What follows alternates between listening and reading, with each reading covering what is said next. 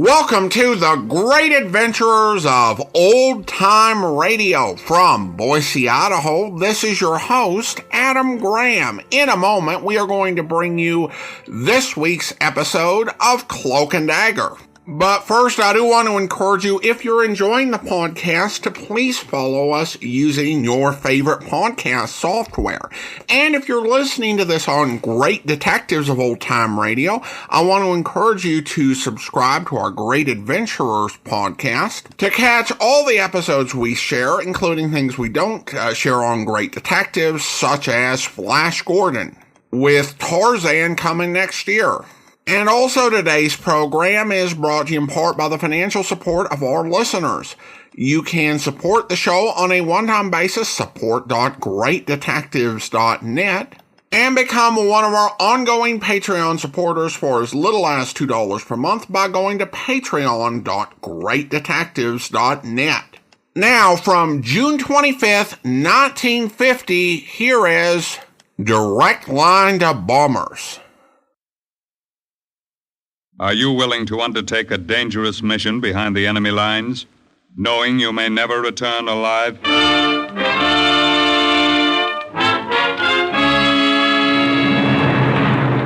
What you have just heard is the question asked during the war to agents of the OSS, ordinary citizens who to this question answered, yes. This is Cloak and Dagger.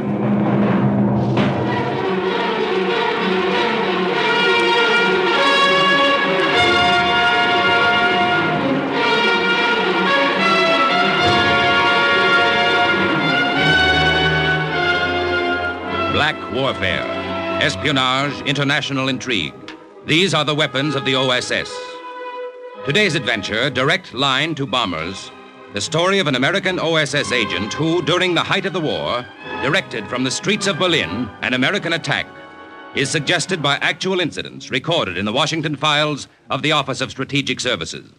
A story that can now be told.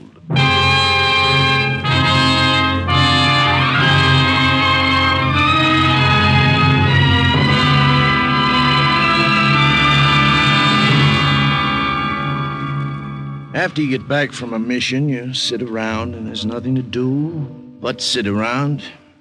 So that's what I did.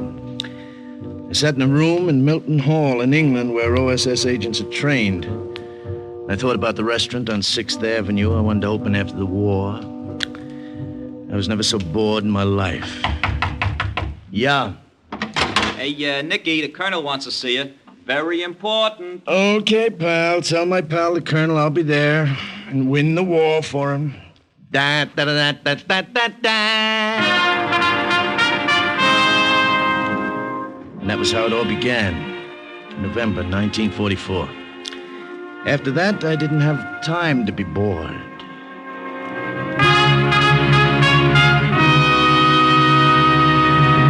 I know you've just come back from a mission in France, Lieutenant, so it's strictly up to you if you want to go out again immediately. Oh, now listen, pal.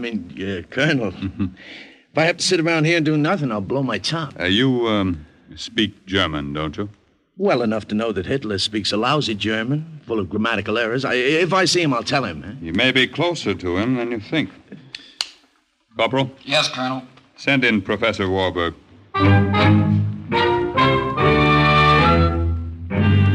That's how I met the professor. He was a little guy with a beard. He weighed about as much as 10 cents worth of liver. And he reminded me of my chemistry teacher back in Lincoln Junior High School. Professor, tell Lieutenant Olesnikos just what you told me. With the greatest of pleasure, Colonel. Lieutenant, I am an escaped political prisoner of the Nazis, and I am here in England illegally. And you just walked into headquarters and told that to the Colonel, huh? Don't you know you can be interned? I know that very well.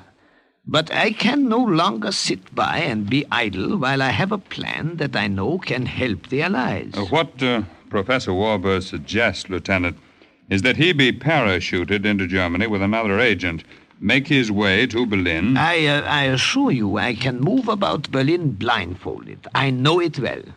Berlin? This could be interesting. What then? Then, with a radio transmitter, we could pinpoint military targets to American planes overhead. We could direct bombs from the streets of Berlin itself. Now, wait a minute. Walk around with a walkie-talkie in the middle of a raid carrying on conversation with bombers?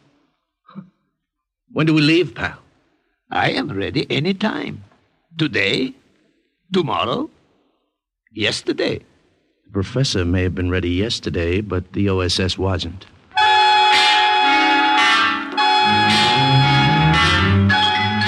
First, we were briefed for weeks how to get food coupons in Berlin, how to buy a railroad ticket, how to post a letter, how to greet a German officer in the street. Little things, an American cigarette, an English match, a laundry mark could give us away. And there were big things, too. We were grilled for hours on cover stories. Forgeries became documents. Fiction became fact. Passes, stamps, signatures. Everything authentic, everything ersatz, including my manners and habits. Till I was ready to pass as a citizen of Berlin. And then a plane took us high over German soil, and we jumped.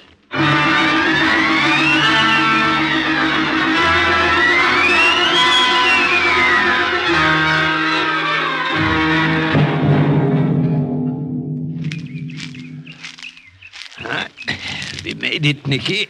Yeah? It's only a few kilometers to Berlin. We can walk it, make it before daylight. We should find the farmer who owns this field and say Dankeschön for providing us with so ideal a landing place. Yeah, we'll send him a letter sometime. Right now, let's get out of here. You will wait where you are. Kindly keep your hands in the air, unless you want that I blow your heads off, or that my dog tear you to bits. Quiet, Ron. You've been a good dog keeping so still. Well, as your farmer, Professor, you still want to say Dankeschön? Sit still. Do not talk. You have made a mistake, my friend. My companion and I got lost trying to find the road. We came by accident on your field. That's right. We both of us only recently discharged from the army. If you would care to see our papers right here in this knapsack. Halt! If you don't keep your hands up, I will let the dog go for your throat. I do not care to see your papers. I saw you parachute from an American plane. Uh-oh. Walk now to the barn. Rolf will see to it that you stay there. Won't you, Rolf?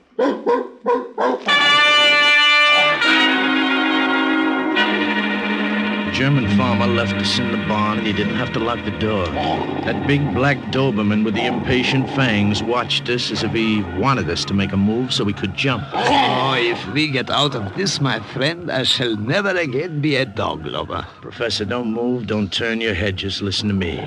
Yeah, I'm listening. There's some harness straps hanging on a hook right over my head. I noticed them when I came in. If I can pull them down fast enough, I'll throw them over the dog when he leaps, try to entangle. Yeah, but there's some horse blankets near you. When I pull down the straps, throw the blanket over him. It's got to be fast. Better work. I'm ready. On 3, then. 1. Nice, boy. Nice, big, ugly mutt. 2. 3. The harness caught on the nail as I tried to pull it down, and the dog leaped at my neck. And then the nail came off, too, and the straps fell across the dog's snout. Professor flung the blankets over the dog's head. I have him, Nicky, but I can't hold him. The shovel. Where's that shovel I saw? Hurry, I can't hold him. Now, I hit him again and again. And then suddenly the only sound in the barn was the dull thud of the shovel. The dog didn't move or make a sound. He never would again. We had better get out now. Yeah, let's go.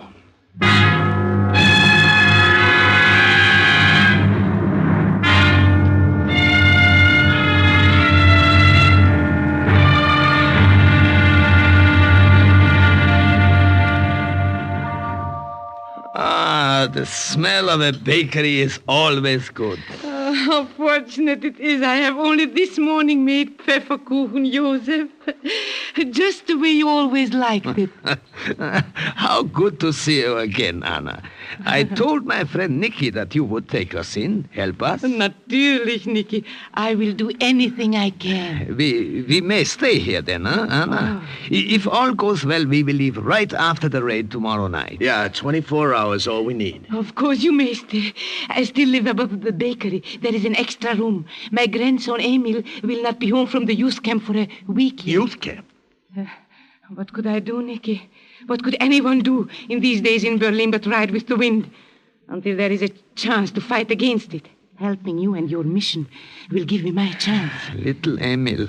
8 years ago seemed like only yesterday. I used to sit with him on my lap here in this bakery and twirl my gold watch on the chain for him. Remember, Anna, how he laughed? Yeah, I remember. He has forgotten you by now. And you would not know him. He's 13 years old. Oh, 13 years old. Already they have poisoned his mind. I cannot get to him. I do not dare. He's a little parrot speaking only what is taught him. Nicky, some more coffee? No, thank you, Frau Leitner. More Pfefferkuchen or Apfelstrudel. A specialty of my shop. Apfelstrudel. No, thanks. 6 years ago, at this very table, I had Emil on my lap when the Gestapo walked in and arrested me. Yeah. They did not like what I taught in their school. What's that? Someone's coming. I don't know who it can be. Customers never come by this late. Grandmother, surprise, I'm home. Emil! What these men? Emil, your manners. These are friends, just passing through Berlin. They are just staying the night. This is Herr Neudeck and Herr Josef. Wie geht's? Heil Hitler. Oh, yes, of course. Heil Hitler. I did not expect you until next week, Emil. How is it you are here so early? I won a great honor, which I want to tell you about. I did not know I'd have to share it with strangers. Shame, Emil. These men were soldiers of the fatherland. Yeah? Yes, Emil, we were both with the elite guard of one of Rommel's Panzer divisions. Rommel? Yes, that is before we received our medical discharges. Oh, Rommel. Sit down, my boy. I will bring you something to eat, yeah? Don't you want to hear about the honor I received? Look, Grandmother, on my sleeve. A red swastika. Yeah, red for the youth movement, and a swastika because I learned my lessons faster than the others. The commander-in-chief of the whole youth movement awarded me my swastika, and he told me I could take my vacation a week early. Are you proud of me, Grandmother? Yeah, my boy, yeah. Let me get you something to eat. Oh, no, I'm too tired. Going up to bed. Grandmother said you were staying here. Will I see you in the morning, gentlemen? Well, I'm not sure. Oh, they will be here. Now that you are home, Emil, I will sleep on the couch and give them my room. No, please. Oh, it is all right. It is settled. Good. Perhaps then, Herr Josef, you will tell me about Rommel. A great leader. Yes, perhaps. We will see you in the morning, Emil. Why do you stare at me? Do I stare, boy? I thought so. Have I met you before, Herr Josef?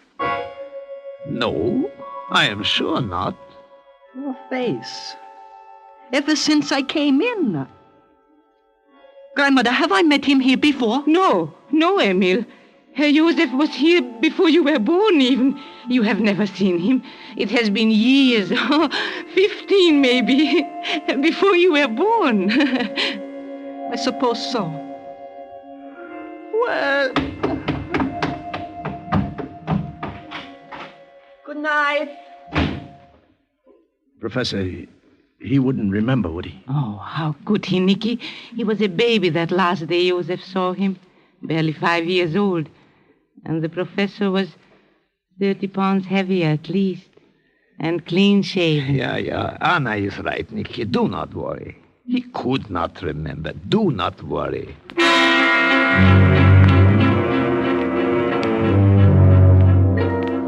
But I couldn't help worrying. I lay awake half the night thinking about that kid in the room next door. The 13-year-old puppet with the new red swastika. It was just a feeling I had, a funny kind of feeling at the pit of my stomach that made me wish they'd kept him in that youth camp until after we were gone.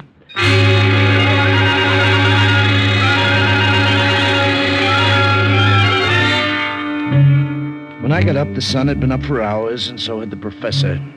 I went downstairs to the bakery. There was the smell of fresh bread baking, and I knew Frau Leitner was in the kitchen.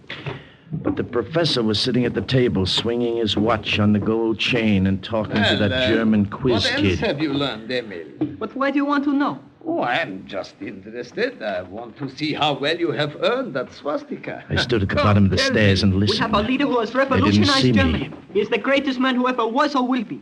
When I joined the Führer's organization, the man in charge said, "Join no other organization but this. Forward, forward, the banner leads us to eternity." Oh, you have learned your lesson well. Herr Joseph, are you sure I have never seen you before? Of course not, my boy. I seem to remember. Herr Josef, Good morning, Herr Neudeck. since we're just passing through Berlin, don't you think we ought to see a few of the sights before we leave? Yeah, you're right.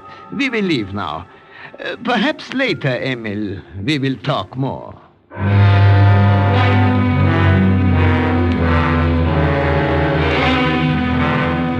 The raid was scheduled for that night, and the professor and I had a lot of work to do. We made arrangements to meet about 4:30 that afternoon at a tavern on Wilhelmstrasse. We went separate ways. I did a lot of walking, and I made a lot of notes in my head. The Klingenberg power plant was still functioning. The Ostkreuz junction of the city railroad had been repaired. There was an ammunition dump on the north side that our bombers couldn't see from the air. It's a nice day. A lot of Germans were walking the streets, and I made a lot of notes in my head.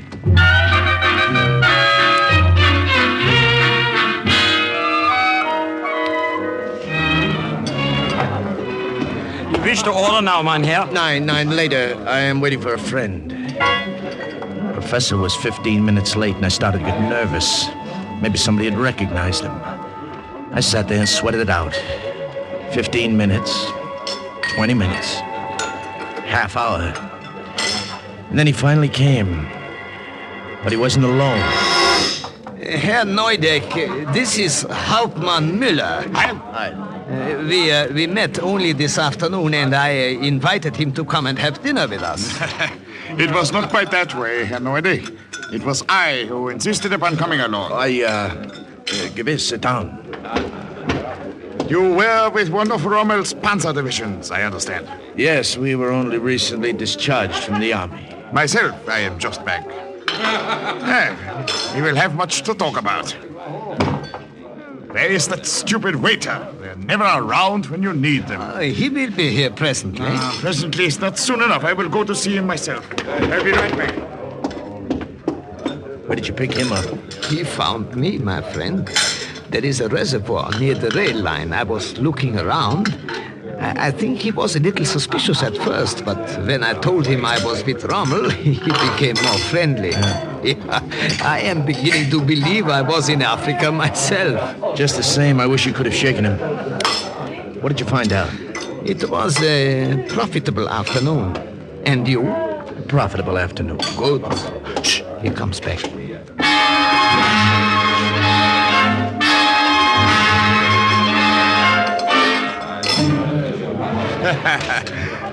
Yes. At first, it seems strange to me that Herr Josef here should show so much interest in the reservoir. Well, I was merely taking a stroll, getting reacquainted with Berlin. Then I watched you. I saw you walk down towards the rail line. That was when I stopped you and began to talk. We are both glad you did, Herr Hauptmann. Give us this opportunity to get acquainted. Yeah. Hope we shall see more of you while we're in the capital. Perhaps, Herr Neudeck. Perhaps you shall see a great deal of me. I think I shall call the waiter and order some brandy. Oh, but I see you have not yet finished your meal, Herr Neudeck. You're still eating. It's very good. Our diet at the hospital was not so varied. No doubt. Everything I ate stuck in my throat. I know one of Wouldn't the go nurses. down. I knew that German officer was watching me as he talked. Watching me strangely, and I didn't know why. I knew that something was wrong, and I didn't know what. The professor felt it too. Her name is Gertrude, this little Fräulein I tell you about. And she has friends. Oh, very pretty friends. You would like to meet them, perhaps? Yes, we would like to very much, Herr Hauptmann. How you would have enjoyed them. We might have had great fun together. All of us. Unfortunately, you may be otherwise engaged with the Gestapo. What did you say, Herr Hauptmann? I have been watching you all through dinner, Herr Neudeck. You are an American. Do not move, either of you. I have my hand on my gun. Well, surely you're joking. No European eats the way you do. To change the fork from the left hand to the right after the knife is used. At first, it escaped me. I just knew something bothered me. Then I realized what it was. There it was. The little thing that could put a rope around my neck. Americans hold the fork sideways in the right hand. In my nervousness, I'd forgotten a little thing like that European manner of The eating. Gestapo will be very pleased. The sharp knife I'd been eating with was still in my hand. Almost as if it moved by itself. It disappeared under the table and halfway into the German office. Good work, Nicky. Good. I was stupid to get myself into that jam in the first place. We're not out of this yet. Waiter! Ja, mein Herr. Check, please. A friend has had a little too much to drink. We will take him home. Ja, right away.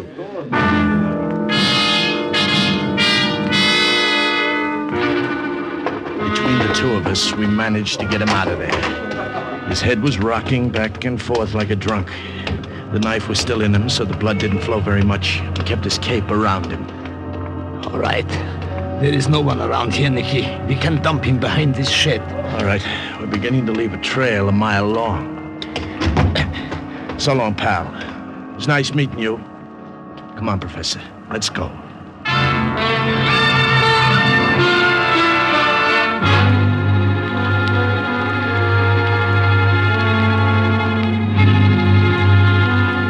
Back to the bakery, there was more trouble waiting for us. Trouble 61 inches high, weighing about 110 pounds, wearing a new red swastika on his arm. It is no mistake. They're in the kitchen. Something is wrong. I don't like the sound of that. Come on. You are confusing me with someone else, Amy. No. Why are you so stubborn? This morning when we were that watch on the chain, I thought I remembered something, and just now how I feel. Oh, you have never seen Herr Josef before, Amy. I have. When I was very little, the Gestapo came. They arrested a man with a gold watch on a chain. I tell you, he is the same one. Emil, they do not even look alike. And what about this broadcast radio I found hidden in your bedroom in a hat box? It's called a walkie-talkie, Emil. What? Give it back to me. Nicky, Josef, come back. You see, we've wasted time. I should have gone to the authorities right away. They have tricked you, grandmother. He knows, Anna. I'm afraid so. I've been holding him here, hoping you would return. What did you say? You knew grandmother, didn't you? They didn't trick you at all. Traitor. You're a traitor, too. Amy, get away from me. I hate you. Nicky, get him. He's trying to run. I got him. Let me go. I report you to the Gestapo. They kill you. They have you shot. I'm not going to report anyone. What'll I do with him? Upstairs, his bedroom. Lock him there until after you have gone. Right. Let go of me. Get your hands off me. I hate you all. Let me go.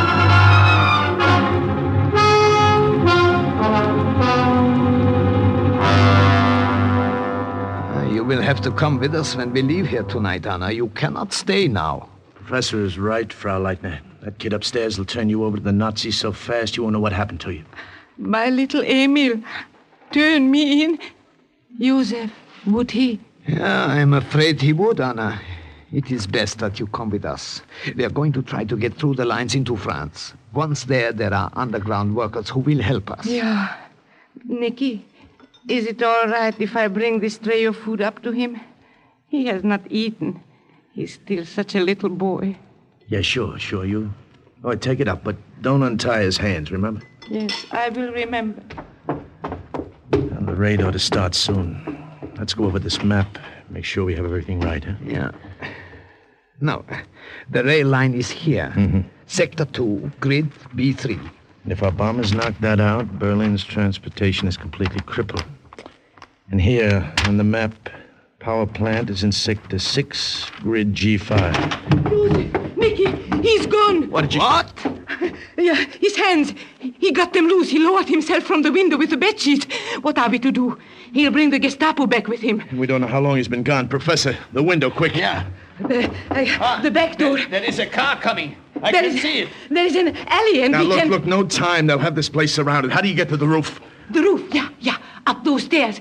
We can go to the other rooftops and perhaps escape. There better be no perhaps about it.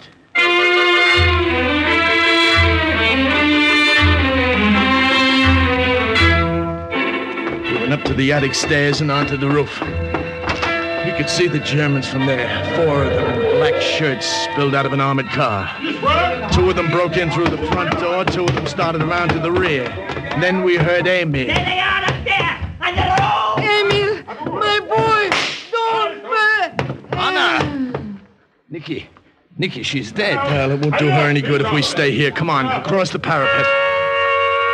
Air raid. Oh, that's music to my ears. At least it'll keep them from getting more help right now. Stay where you are! Surrender now and it will go easier with you! Come and get us, pal.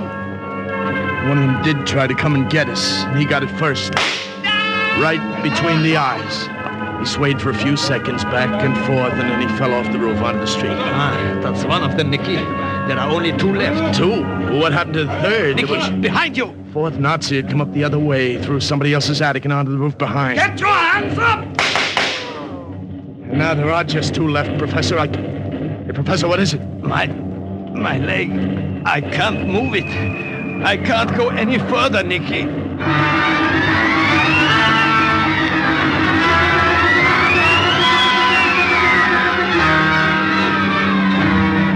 What happened afterwards was a nightmare. It was as if the earth cracked wide open. It was red hot, burning, and the noise of the planes and the yak-yak and the German guns and the bombing made my stomach turn. We crouched behind a parapet and I held them off while the professor directed the bombers.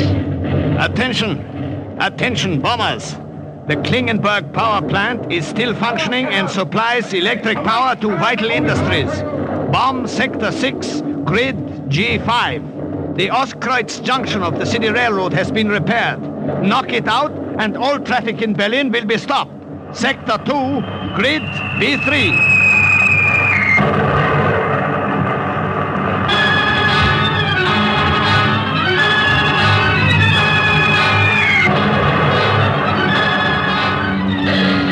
All right. Go now, Nicky, while there is a chance. I can hold them off long enough for you to get away. I can't leave you here. No, they won't take me. Don't worry. Now look, I'll carry you. We'll make it. Come on. Listen to me, Nicky. Go across the next 2 rooftops and then down through the skylight. There is a tailor shop. Yeah, but Professor... Go out the back door there. It leads to an alley. Once over the fence, under cover of the raid, you can make it. Now look, I won't go without you. All right, I will change your mind. Attention! Attention, bombers! Hey, what are you doing? Attention, bombers! Imperative.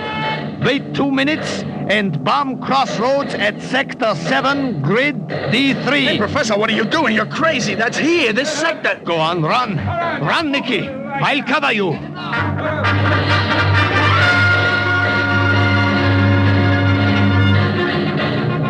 I ran. I stumbled and fell and got up and ran again. When I got down in the alley through the tailor shop, I kept on running. And then the bomb fell and the concussion rocked the ground and I went flat on my face.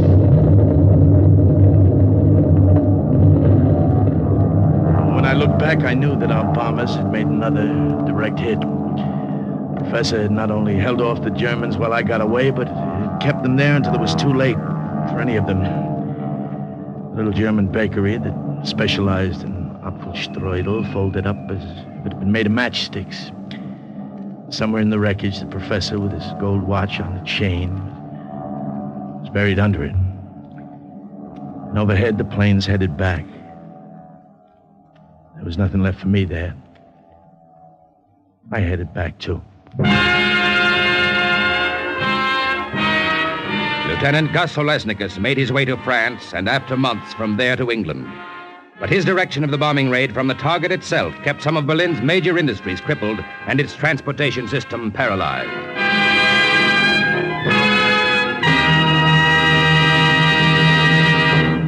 And once again, the report of an OSS agent closes with the words, Mission accomplished. Listen next week when we again present Cloak and Dagger.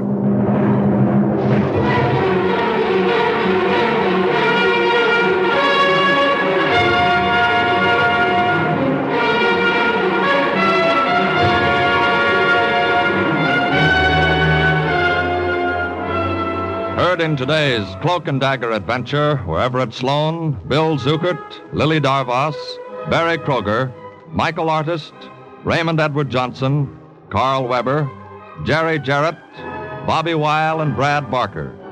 Script was written by Winifred Wolfe and Jack Gordon. Music was under the direction of John Gart. Today's true OSS adventure was based on the book Cloak and Dagger by Corey Ford and Alistair McBain. This has been a Louis G. Cowan production in association with Alfred Hollander, and was under the direction and supervision of Sherman Marks. NBC offers 3 of radio's top mystery adventure shows, The Big Guy, Sam Spade, and The Saint. So if mysteries are your meat, listen in tonight.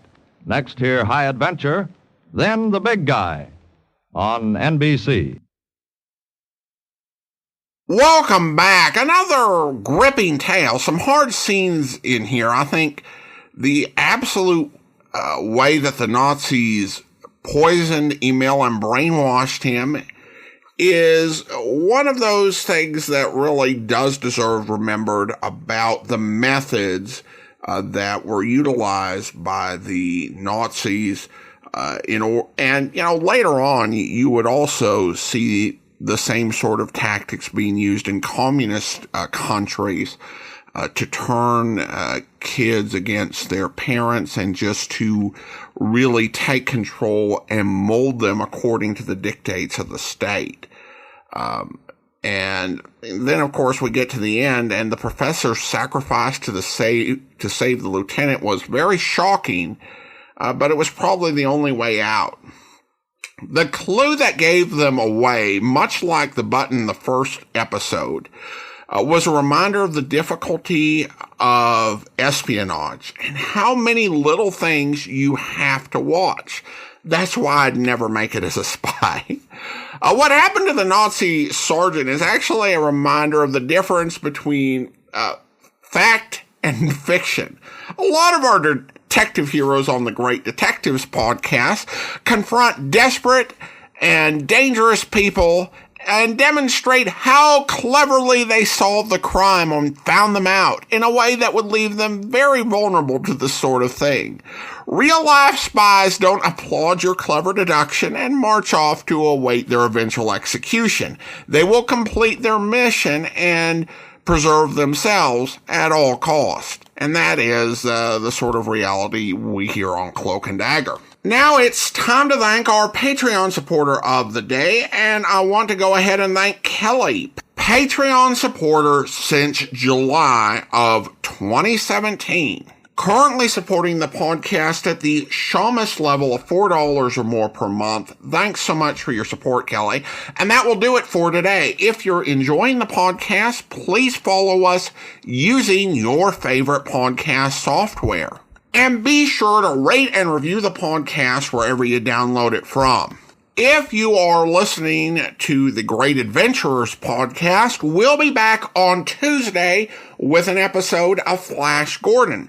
On the Great Detectives podcast, we'll be back on Monday with the Adventures of the Falcon. And if you want to check out Flash Gordon and all the other features that we have on the Great Adventurers podcast, please do subscribe at greatadventures.info or wherever you get your podcasts from. In the meantime, do send your comments to box13 at greatdetectives.net. Follow us on Twitter at Radio Detectives and check us out on Instagram. Instagram.com/Great Detectives. From Boise, Idaho, this is your host, Adam Graham, signing off.